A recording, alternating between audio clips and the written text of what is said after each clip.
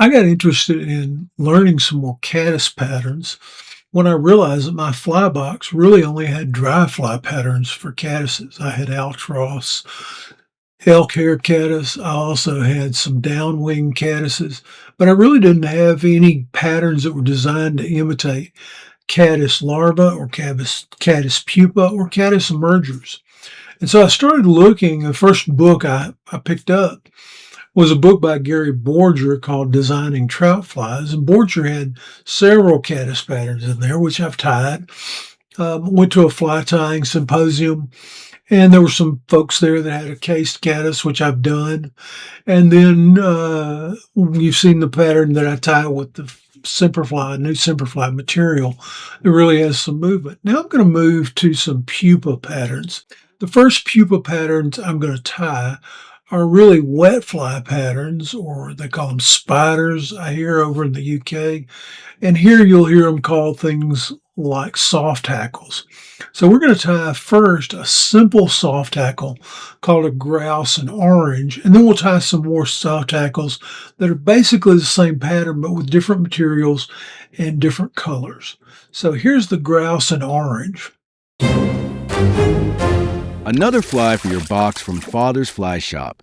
I'm going to tie a grouse and orange. It's a good pupa imitation. And so I've got some Pearsall's antique orange here, and I'm going to start it right about there on the fly. Once I have the thread secured, I'm going to go ahead and clip off the rest, and then I'm going to go ahead and work the rest of the way back to the hook point. I want to stop at the hook point. I know normally we go to the bend, but we're going to the point this time. And then I want to come back. I want to get two layers of thread on the shank and not much more. I don't want a thick body. I'm going to take 2 or 3 reps right here at the front just to make a bump. And we want to tie in a grouse feather. Now, if you pull feathers from the body, in other words, from here, you're going to get feathers this length. And that is way too long for what I want to do. So if you want small feathers, this is a size 16 hook, so I need a size 16 feather.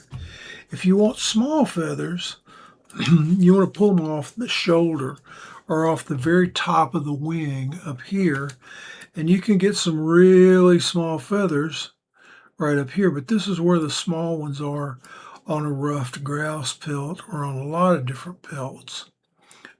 These are really almost too small. We'll have to come down a little bit to get some off. I've already picked off a couple that are about the right size. I've got the grouse feather already prepared here.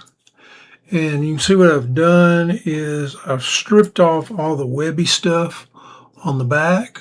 I've stroked down as much of the material, as much of the fibers as I can, and I've left the little point. And I'm going to tie this in. I know a lot of people clip it off in a triangle and then tie it in. Dave Hughes wants you to tie them in this way with the convex side up. And I learned this way from somebody. So I'm going to drop the quill of this feather right in front of where I started the body. And I'm going to take the thread across it at an angle. I'm going to come back and go across it in the other direction. And now I've got what I want. I've got the threads, I've got the feather oriented with the concave side here, the good side, if you will, and the lighter side, the duller side to the back.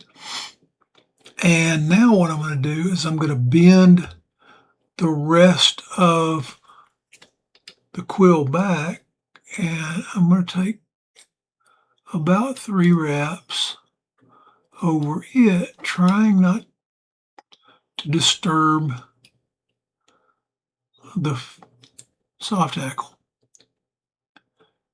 And then I'm going to snip and try to avoid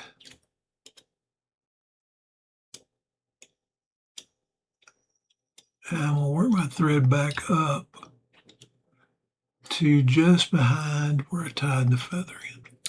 Now we're going to attach some hackle pliers, and I've got these this SemperFli's hackle winder, which has an easy grip rotary piece here. It's a plunger kind of operation where you push out this little hook, and it's designed for really small feathers. So I'm going to try to get it up there, and then I want to take with these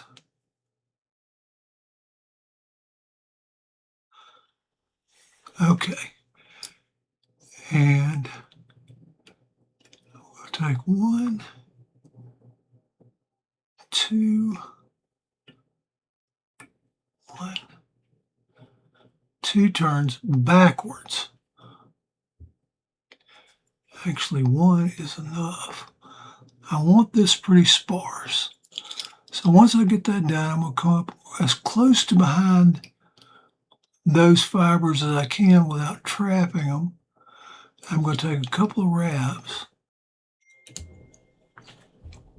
Just going to snip off the excess. And these little renowned, I guess that's how you pronounce that, scissors that have a curved blade are great for getting right in there and snipping off. All right, now what I want to do, I need to clean up a little bit back here. We can do that. I want to work the thread up into this hackle, hopefully without binding anything down.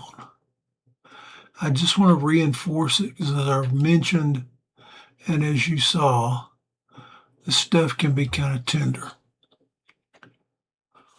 And now, just put a head on it, real standard size head. Once I get to that point, I'm going to put a little more wax on.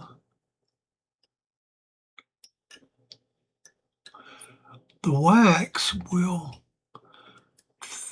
not only make the threads stick a little better, but supposedly when it gets cold, the wax kind of sets up. You can't use, or you shouldn't use, head cement on silk because it discolors it, makes it dark.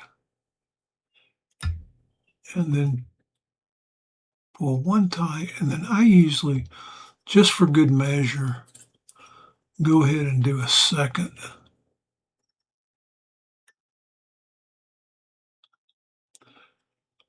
Three-turn whip finish, and then trim it off.